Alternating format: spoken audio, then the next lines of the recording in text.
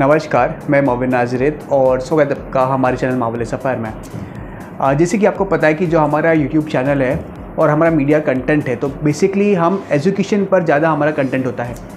Education क्यों? क्योंकि अगर कोई देश को आगे बढ़ना है, समाज में और पूरे विश्व में अगर कोई देश को उन्नति प्राप्त करना है तो शिक्षा, एजुकेशन महत्व का है।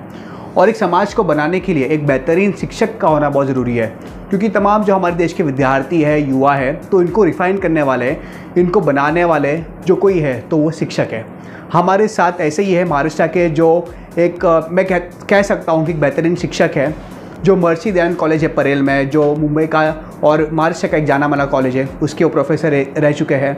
NKES कॉलेज के प्रोफेसर है और ज्ञानवर्थ एजुकेशन इंस्टीट्यूट के वो डायरेक्टर भी है। हमारे साथ है सुशांत भोसले सर। सर, सबसे पहले तो आपका बहुत बहुत स्वागत है हमारे चैनल मावले सफ़र में। सर, जैसे कि परिचय में मैंने कहा कि एक समाज को अगर बनना है, निर्माण होना है, तो एक बेहतरीन शिक्षक का होना बहुत ज़रूरी है, क्योंकि एक शिक्षक का दायित्व है, उसका एक मॉरल रिस्पॉन्सिबिलिटी है विद्यार्थियों को निर्माण करना। तो कहीं ना कहीं काफ़ी वर्षों से सर आप कर रहे हो, तो मेरा सबसे पहला सवाल आपसे ये है कि सर क्यों आपको लगा कि आपको शिक्षक बनना चाहिए और क्या क्या संघर्ष आपने झेला है तभी आप शिक्षक बने हो? Okay, first of all thank you so much for inviting me.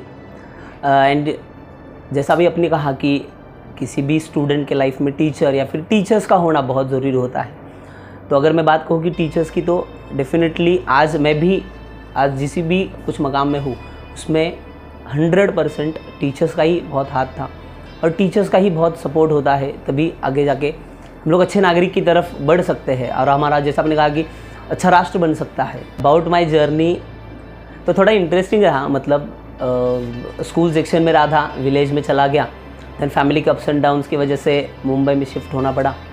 उसके बाद घर वालों को लगा कि बच्चा इंजीनियर बन सकता है, क्योंकि गाइडेंस नहीं होता है, तो बाजू वाले जितने भी कहने वाले होते हैं कि नहीं इंजीनियरिंग के लिए बहुत स्कोप है, तो डेफिनेटली आप उसको साइंस में एडमिशन दिला दीजिए। तो आफ्टर स्कूल टेक्निकल स्कूल में मेरा एडमिशन हुआ। देन 10th स्टैंडर्ड पास होने के बाद घर वालों को लगा जैसे कि इंजीनियर बन सकता है, तो घर वालों ने साइंस के लिए एडमिशन दे दिया। लेकिन 11th 12th साइंस करने के बाद पता चल रियलाइज हुआ कि साइंस कंटिन्यूटी वाली जो पढ़ाई होती है या फिर साइंस स्कोप में 100% इंटरेस्ट नहीं था।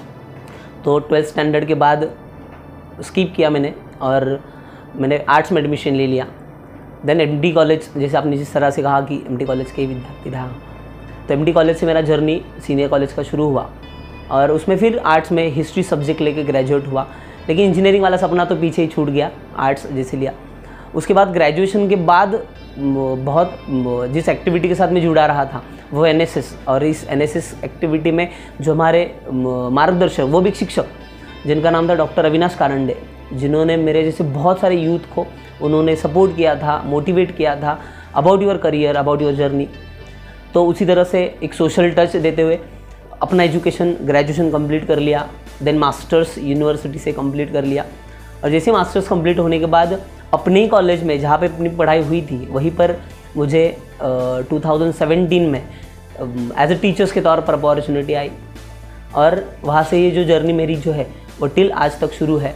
बीइंग एज ए टीचर, एक मतलब मेरी लाइफ में जैसे कहा कि मैंने डिसाइड नहीं था, मतलब मेरा टीचर ही बनना है। कॉम्पिटिटिव एग्ज़ाम का आर्ट्स की वजह से प्रिपरेशन चालू था, एग्ज़ाम भी दे रहे थे, फेलियर भी आ रहे थे, बट एक टर्निंग पॉइंट होता है जो आपको मौका मिलता है, जिसको आपको सोना ही करना होता है। और डेफिनेटली मुझे MD कॉलेज ने सबसे पहले मौका दिया कि बीइंग एज ए टीचर के तौर पर अपने आप को इंट्रोड्यूस कराने का, और बस मैंने उस मौके का जितना मुझसे होता है कि मैंने 100% मेरा दे दिया।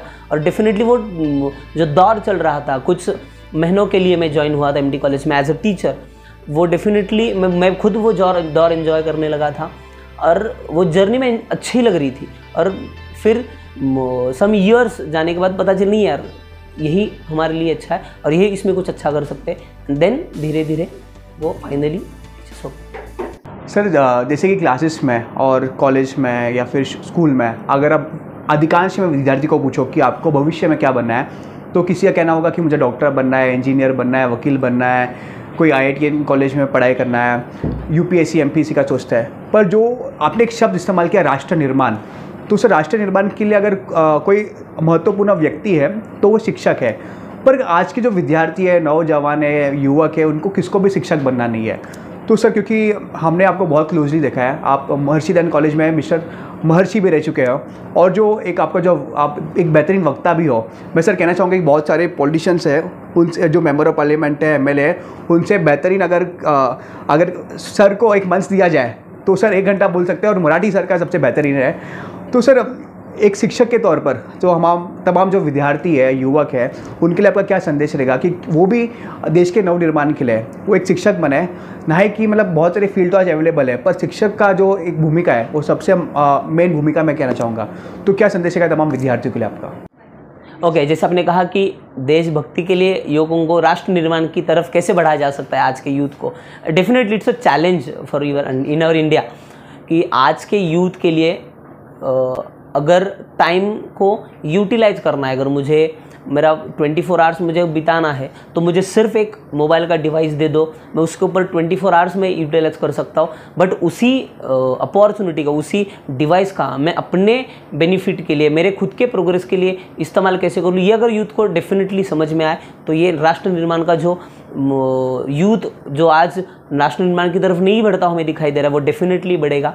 और हुआ ये है कि आजकल के यूथ डाइवर्ट बहुत हो चुके हैं, फोकस नहीं रह रहे। बट ये रिस्पॉन्सिबिलिटी उतनी है कि अगर देशभक्ति के लिए करना है तो अपनी डेवलपमेंट करो तो देशभक्ति अपने आप हो जाती है। मेरे शिक्षक ने मेरे कहा था, उन्होंने ऐसे कहा था कि देशभक्ति करना है तो आपको बॉर्डर पे जाकर सिर्फ बंदूक लेकर सीमाओं पर खड़े रहो, यही देशभक्ति नहीं होती है। मेरे इंडिया में जितने भी नेचुरल रिसोर्सेस है उसको अगर मैं मिनिमम यूज़ करूं तो ये भी एक मेरे लिए देशभक्ति है। तो डेफिनेटली यही राष्ट्र निर्माण का काम यूथ कर सकता है, बस उसे सही गाइडेंस की ज़रूरत है। सर मैं एक महत्वपूर्ण चीज़ पर एक चर्चा करना चाहूँगा आपके साथ कि जो भारत का जो एजुकेशन पॉलिसी है तो यहाँ पर थियोरेटिकल चीज़ ज़्यादा पढ़ाया जाता है एज़ कम्पेयर टू जो डेवलप कंट्रीज़ है। वहाँ पर आप देखो तो प्रैक्टिकल लाइफ में जो अभ्यास है वो बहुत ज़्यादा है। इसी कारण तभी हमारे जो विद्यार्थी है वो 15 के बाद, ग्रेजुएशन के बाद निकलते हैं फील्ड में कार्य करने के लिए, तो उनके पास अनुभव की कमी रहती है और प्रैक्टिकल लाइफ का जो एक नॉलेज होता है वो शून्य रहता है। तो सर आज का जो एजुकेशन पॉलिसी है, एजुकेशन सिस्टम है, तो इसको आप कैसे देखते हो और आपके हिसाब से बीइंग अ टीचर क्या क्या परिवर्तन और अमेंडमेंट सरकार एजुकेशन पॉलिसी में लाना चाहिए? आपने जैसे कहा कि बच्चे पढ़ते एक है और एक्चुअली मार्केट में प्रैक्टिकली कुछ अलग चल रहा है। इसका एक एग्जांपल मैं बताना चाहता हूँ कि some years ago TY BCom में बच्चों को अकाउंट्स में गैट वैट जो है वो पढ़ाया जाता था। बट उस समय हमारे यहाँ इंडिया में GST जो है वो एप्लीकेबल हुई थी। बच्चे पढ़ रहे वैट जो ऑलरेडी टैक्स रिमूव हो चुका है हमारे इकोनॉमिक सिस्टम से, और बच्चे क्लासरूम में वो पढ़ रहे लेकिन एक्चुअली सिस्टम में GST था। तो ये जो ना ये लैक कहीं तो हमारे एजुकेशन सिस्टम में, क्योंकि एजुकेशन सिस्टम का इवैल्यूएशन नहीं हो रहा है। एजुकेशन सिस्टम का अगर इवैल्यूएशन ठीक से किया जाए तो डेफिनेटली ये बदलाव हो सकता है। हिस्ट्री में एक बात बता दूं, 1964 में डॉक्टर SS कोठारी सर के गाइडेंस के अंडर ये कमीशन चला था जिन्होंने एजुकेशन पॉलिसी डिसाइड की गई थी, और 10+2+3 ये जो हमारी एजुकेशन पॉलिसी थी वो तभी से चालू है। उसके बाद कोई हमारा एजुकेशन सिस्टम का इवैल्यूएशन नहीं हुआ, वही ट्रेडिशनल वाली एजुकेशन हम लोग ले रहे हैं। बट फिर जैसे आपने कहा कि परिवर्तन की ज़रूरत है, तो अपकमिंग जो सेंट्रल गवर्नमेंट की जो नई एजुकेशन पॉलिसी है, अकॉर्डिंग टू दिस बच्चों को मल्टी डिसिप्लिनरी जो है वो एजुकेशन पॉलिसी इंट्रोड्यूस की जा रही है। फॉर एग्जांपल अगर साइंस का बच्चा है, उसे मैथ्स नहीं पढ़ना है, तो अपार्ट फ्रॉम मैथ्स वो अगर लिटरेचर पढ़ना चाहता है तो ये जो फ्रीडम है, वो जो जैसे आपने कहा कि डेवलप कंट्री में जो फ्रीडम दिया जाता है कि मुझे जो पसंद है, मेरा एरिया ऑफ इंटरेस्ट जो है वो मुझे पढ़ना है, मैं साइंस का स्टूडेंट होकर मैं लिटरेचर भी पढ़ सकता हूँ। तो ये जो है ये अपकमिंग हमारे एजुकेशन पॉलिसी में इंट्रोड्यूस होने वाला है। तो डेफिनेटली होपफुली ये जल्द से जल्द एग्जीक्यूट हो जाए और लोगों तक पहुँच जाए। इसलिए स्टूडेंट डेफिनेटली हमारा इंडिया भी एक डेवलप कंट्री की तरफ ज़रूर बढ़ेगा। बात यह है कि आपने 2-3 दिन पहले न्यूज़ में पढ़ा रहेगा कि जो IIT पौवे के एक विद्यार्थी है उन्होंने सुसाइड कमिट किया। कल रात को भी एक न्यूज़ आया था, ट्विटर में मैं देख रहा था, स्क्रॉल कर रहा था, तभी मुंबई के एक विद्यार्थी है, उसने सुसाइड कमिट किया। तो सर जो सुसाइड का जो रेट है, तो जो आंकड़ा है वो दिन ब दिन भारत में बढ़ते जा रहा है। तो सर मेरा सवाल ये है कि एक तो पुअर एजुकेशन पॉलिसी हमारे देश का, उसके बाद जो बेरोज़गारी का स्तर बढ़ते जा रहा है, तो इसी कारण हमारे जो विद्यार्थी है वो स्ट्रेस में, एंग्जाइटी में, मानसिक वेदना में, और क्योंकि एक प्रॉपर गाइडरशिप नहीं है, प्रॉपर मेंटरशिप नहीं है हमारे पास, तो इसी कारण सुसाइड का जो रेट है वो बढ़ता जा रहा है। तो सर ये सुसाइड का जो रेट है, ये संख्या है, इस पर कैसे अंकुश लग सके और तमाम जो विद्यार्थी है जो अगर वो जीत नहीं पाते हैं, उनका जो गोल्स है वहाँ पर वो अकम्प्लिश नहीं कर पाते हैं, तो उनके पास उनको लगता है कि हमारे पास एक ही रास्ता है, वो है सुसाइड कमिट करने का। तो उनके लिए क्या संदेश रहेगा आपका कि वो सुसाइड से बचे और उनका जो भविष्य के लिए और वो कार्य करें? डेफिनेटली ये भी अपकमिंग हमारे इंडिया के लिए एक चैलेंज है कि आज का India is a highly youth populated country और अपकमिंग सुप्रीम पावर बनने की रेस में हमारा इंडिया है। और इसी इंडिया का यूथ अगर सुसाइड कमिट कर रहा है तो डेफिनेटली ये कहीं तो सोचने वाली बात है और कहीं तो गलत हो रहा है। मतलब मेरा पर्सनल ओपिनियन है कि कोई भी लोग, कोई भी स्टूडेंट अगर सुसाइड करता है तो उसके पीछे रीज़न ये होता है कि मुझे समझने वाला कोई नहीं है, ये उसके पीछे रीज़न होता है, इसकी वजह से वो सुसाइड कमिट कर लेता है। बट क्या यही एक रास्ता है जो अपने आप को बदलने का? इसका एक एग्जांपल दे दो। आज के यूथ में ना प्रॉब्लम ये है कि उनको क्विक रिजल्ट चाहिए, उनके पास पेशेंस नहीं है और इसी पेशेंस की वजह से और क्विक रिजल्ट ना मिलने की वजह से वो डिप्रेशन में चले जा रहे हैं और डिप्रेशन ले रहे हैं, स्ट्रेस ले रहे हैं और उसके लिए अलग अलग बैकग्राउंड भी रिस्पॉन्सिबल है। इवन फैमिली का बैकग्राउंड रिस्पॉन्सिबल होता है, इकोनॉमिकल बैकग्राउंड उसके लिए रिस्पॉन्सिबल होता है और ये सारे रीज़न से वो आज का यूथ जो है वो सुसाइड कमिट की तरफ बढ़ रहा है। बट ये आज के यूथ को सुसाइड कमिट से अगर बाहर निकालना है तो सिर्फ ज़रिया एक है कि उनको पेशेंस सिखा दो, कि जिस दिन उनको पेशेंस का मतलब समझ में आएगा। एक एग्जांपल बता दो, रेवेन्यू ऑफिसर्स है भरत अंद्रे जी, कॉम्पिटिटिव एग्ज़ाम का प्रिपरेशन कर रहे थे और competitive exam definitely take a long time कि अगर सक्सेस मिला तो डेफिनेटली फर्स्ट अटेम्प्ट भी मिलता है। जैसे एग्जाम्पल है अमृतेश औरंगाबादकर, एज ऑफ 21 में ही उन्होंने एग्ज़ाम क्रैक कर ली थी। और उसी दूसरी साइड पे एक एग्जाम्पल है भरत अंद्रे जी का, जो IRS ऑफिसर है, रेवेन्यू ऑफिसर। उन्होंने 1996 से उन्होंने प्रिपरेशन शुरू किया था और उनको पोस्ट मिली थी 2009 में। और ये 12 साल की जर्नी एजुकेशन फील्ड में, फेलियर कंटिन्यूसली आना, फिर भी अपने आप को पेशेंस बनाए रहना। तो पेशेंस रखोगे तो डेफिनेटली एक ना एक दिन आप सक्सेस की उतनी ऊंचाई पर जाओगे जितना बड़ा पेशेंस आप सहन कर रहे हो। तो ये बात जिस दिन यूथ समझेगा, डेफिनेटली ये जो जितने भी सुसाइड हो रहे हैं वो अपने आप डेफिनेटली कम हो जाएंगे और एक दिन बंद भी हो जाएंगे। सर आप एक ऐसे प्रोफेसर हो, एक ऐसे शिक्षक हो जो 24 घंटे अपने विद्यार्थियों के साथ रहते हैं। सर बहुत सारे प्रोफेसर को हमने देखा है कि लेक्चर ख़त्म हो गया, बैग पैक किया और घर की तरफ निकल गया, लेकिन सर सुबह के वक्त हो या फिर बोर्ड सवेरे हो या फिर संध्या के समय हो, आप आपके विद्यार्थियों के साथ कनेक्टेड रहते हो। सर मेरा सवाल आपसे ये है कि जो आजकल के विद्यार्थी है, आपने देखा वो अधिकांश में उनका समय वो इंस्टाग्राम में बीतता है, ट्विटर में बीतता है, लिंक्डइन में बीतता है, फेसबुक में बीतता है, व्हाट्सएप में बीतता है। तो सोशल मीडिया हमारे जो देश के युवक है, विद्यार्थी है, उनके लाइफ को कैसे डिस्ट्रॉय कर रहा है, कैसे रूइन कर रहा है, और सोशल मीडिया यूथ के लाइफ में क्या इम्पैक्टफुल है, उनका क्या नकारात्मक विचार जो है सोशल मीडिया के थ्रू आ रही है, हमारे विद्यार्थी का जो ज्ञान है और उनका जो एक जीवन शैली है उसको कैसे बर्बाद कर रही है, इसको आप कैसे देखते हो और आपने क्या आकलन किया इसको लेकर? राइटली से दैट कि आज का यूथ जो है अपना टाइम सोशल मीडिया पे, अलग अलग वेबसाइट पे जो है वो टाइम यूटिलाइज कर रहा है। बट वही एक बात बता दूं, आज के जितने भी बड़े बड़े टॉप के ब्रांड के जो सोशल मीडिया है, फॉर एग्जांपल अगर मैं यूट्यूब की बात अगर करूं मैं, तो यूट्यूब के जो CEO है नील मोहन जी, वो हमारे इंडिया के ही है। देन माइक्रोसॉफ्ट बहुत बड़ी कंपनी है IT में, सॉफ्टवेयर में, उस सॉफ्टवेयर के CEO अगर माइक्रोसॉफ्ट के कौन है तो हमारे सत्या नाडेला, ये हमारे इंडिया के ही है। सुंदर पिचाई गूगल के, ये सब जो कनेक्टेड जो चल रहा है गूगल के, वो भी हमारे इंडिया के हैं। बस उन्होंने अपनी लाइफ में एक ही चीज़ सीखी थी, पेशेंस, और उन्होंने पेशेंस रखकर आज इतने बड़े टॉप ब्रांड के CEO के पोजीशन पर वो बैठे। तो डेफिनेटली अपना एरिया ऑफ इंटरेस्ट कहाँ पर है, और मुझे सिर्फ मैं सोशल मीडिया को एग्जैक्टली किस लिए कर रहा हूँ। अगर मैं अगर एंटरटेनमेंट के लिए मैं अगर यूज़ कर रहा हूँ तो definitely more than 15 minutes 30 minutes in a day it is sufficient. मैं अगर दूसरा पर्पज़ है तो डेफिनेटली अकॉर्डिंग टू दैट मेरा टाइम जो है वो जाना चाहिए। फॉर एग्जाम्पल कितने अलग अलग डिजिटल मार्केटिंग के ब्रांड है, आप अगर क्रिएटिव कर रहे हो तो definitely it's additional source of income आपके लिए हो सकता है। बट ये सोच लोगों में होनी चाहिए। मतलब इंस्टाग्राम पे अलग अलग रील्स आ रही है, बस अब रील के जरिए किसी चीज़ की एडवर्टाइज अगर कर पा रहे हो, अपने आप को अगर आप अच्छा कम्युनिकेट कर ले तो डेफिनेटली आप लोगों के ब्रांड को बड़ा बना सकते हो। तो ये भी आप लोगों को मौका है। बस ये जिस दिन यूथ को समझ में आएगा कि ये मुझे बेनिफिट वाला भी है, तो डेफिनेटली आज का यूथ जो है वो इंस्टाग्राम, यूट्यूब डेफिनेटली यूज़ करे, बट वो प्रोडक्टिव कामों के लिए यूज़ हो जाएगा।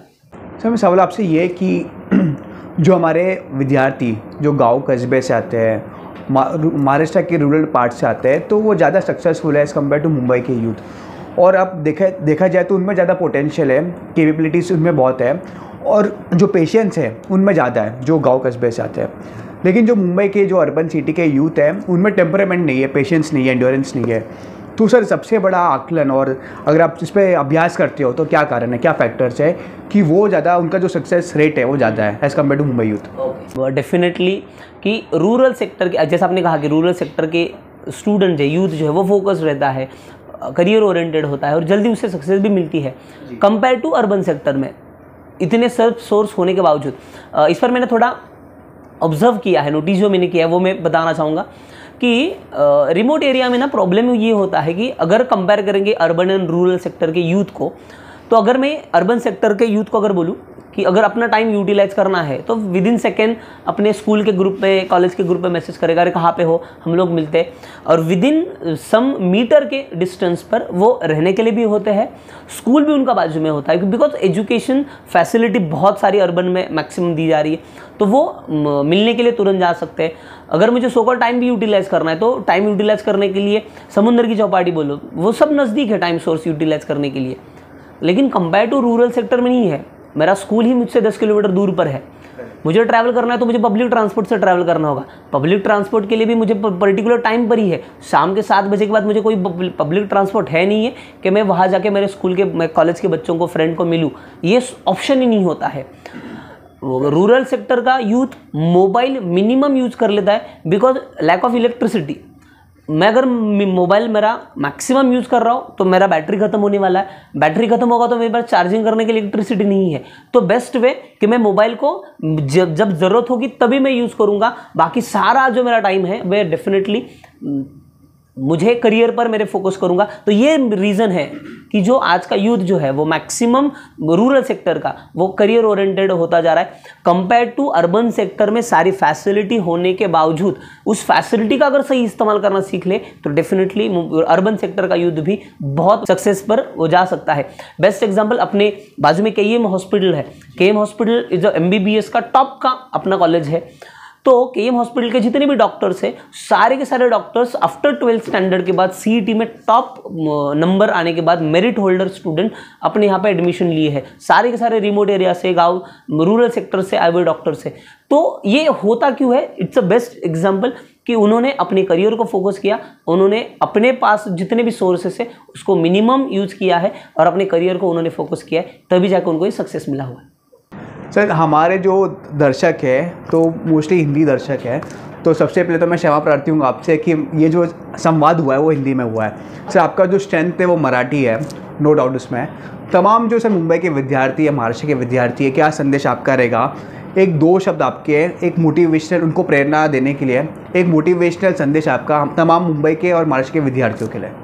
बिल्कुल समा की कोई बात नहीं है, क्योंकि India is a diverse country और हमारे इंडिया में लिंग्विस्टिक डाइवर्सिटी है। 22 ऑफिशियल हमारी लैंग्वेजेस है, तो डेफिनेटली लँग्वेज मॅटर नाही करता, नॉलेज जो है वो 100% मॅटर करता है। मी मुलांना एवढंच सांगेन की तुम्ही तुमच्या आयुष्यामध्ये शिक्षण नक्कीच घ्या आणि अधिकृत असं आपल्याला शिक्षण घेतलंच पाहिजे, पण याचबरोबर आजचा जो कॉम्पिटिटिव्ह वर्ल्ड आहे यामध्ये तुमच्याकडे तुम्हाला स्किल असले पाहिजेत। स्किल ओरिएंटेड जर तुम्ही असाल तर डेफिनेटली तुम्हाला जॉब हा लगेच मिळतो। म्हणजे असं म्हटलं जातं की आम्ही ग्रॅज्युएशन झालेलं आहे, पोस्ट ग्रॅज्युएशन झालेलं आहे, आम्हाला जॉब नाही आहे। तुम्ही Naukri.com वरती सर्च मारा, तुम्हाला जवळजवळ 20,000हून जास्त जॉब्स आत्ता मुंबईमध्ये अवेलेबल आहेत, पण आम्हाला ते मिळत का नाही आहेत? कारण आमच्याकडे त्या जॉबसाठी लागणारं स्किल जे आहे ते आमच्याकडे नाही आहे। त्यामुळे विद्यार्थ्यांना मी इतकंच सांगेन, या सगळ्यामध्ये तुम्ही तुमचे स्किल्स वाढवा, जॉब आपोआप तुमच्याकडे येईल, आल्याशिवाय तो राहणार नाही। हाच मी संदेश तुम्हाला या ठिकाणी देईन। सर आपका बहुत बहुत धन्यवाद सर कि आपने आपके कीमती समय में से समय निकाला इस खास इंटरव्यू के लिए। और मैंने जैसे कि इंटरव्यू के स्टार्ट में ही कहा था कि क्यों आप बेहतरीन शिक्षक हो, क्योंकि आप यूथ के साथ कनेक्टेड हो। और तमाम जो आज हमारा संवाद हुआ है, तो आपने हमारे हमारे युवक है उनके लिए और विद्यार्थी के लिए आपका क्या संदेश था, और जो बेहतरीन टिप्पणी है आपने उनको गाइड किया, तो उसका आपका बहुत बहुत धन्यवाद। और हम आशा करते हैं कि इस इंटरव्यू के माध्यम से तमाम जो देश के, महाराष्ट्र के और मुंबई के जो युवक है, विद्यार्थी है, उनको बहुत ज्ञान पहुँचा रहेगा, ज्ञान मिला होगा और वो उस पर अमल भी करेगा, ऐसे हम आशा रखते हैं। तो बहुत बहुत धन्यवाद सर इस मुलाकात के लिए। Thank you so much. Even आपने ही मुझे इन्वाइट किया और इतने बड़े प्लेटफॉर्म पर मुझे मौका दिया, मैं भी आपका धन्यवाद देना चाहता हूँ। और ऐसे ही आप काम करते रहो और जो भी कुछ रहेगा तो डेफिनेटली हम लोग ज़रूर काम करेंगे। Definitely sir, thank you sir, thank you so much.